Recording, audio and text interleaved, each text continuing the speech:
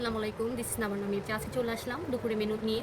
তো দেখেন গাইস, আজকে ছিল সাদা ভাত আর পাকোড়া প্লাস পেঁয়াজ, লেবু আর কাঁচামরিচ, আর দেন ছিল চিকেন কারি। গাইস দেখেন এত ইয়াম্মি করে আমার আম্মু রান্না করছে। আর দেন ছিল মশলা বা এটা চিকেন কারি ঝোল এক কথায় বলে। দেখেন গাইস কত সুন্দর করে রান্না করছে। তো আমি ফাইনালি প্রথমে লেবুটার উপরে একটু চিপে নিলাম, নিয়ে এটা একটু ছিঁড়ে নেব, কারণ এটা একটু নরম করে বানানো হয়েছে। দেন ঝোলটা একটু ঢেলে নিলাম। সেই ইয়াম্মি একটা খাবার ছিল। এখন আমি সুন্দরভাবে মেরিনেট করে নেব, নেওয়ার পরে এটা খাবো। গাইস দেখেন কার কার খেতে ইচ্ছে করেছে অবশ্যই কমেন্ট বলবেন। বিসমিল্লাহ। হুম, খুবই ইয়াম্মি ছিল। একটু পেঁয়াজ নিচ্ছি, সেই মজা।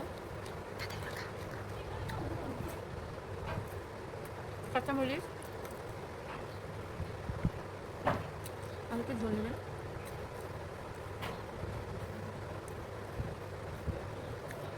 বিশেষ করে পাকোড়া দিয়ে খাইতে খুবই ভালো লাগছে আমার।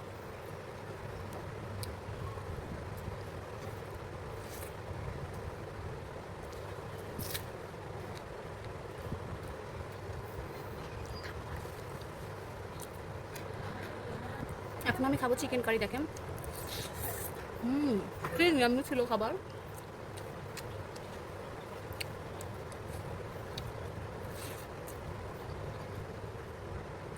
আমার ভিডিওটা ভালো লাগলে অবশ্যই লাইক, কমেন্ট, শেয়ার করবেন আর পেজটা ফলো করবেন গাইস। আসসালামু আলাইকুম।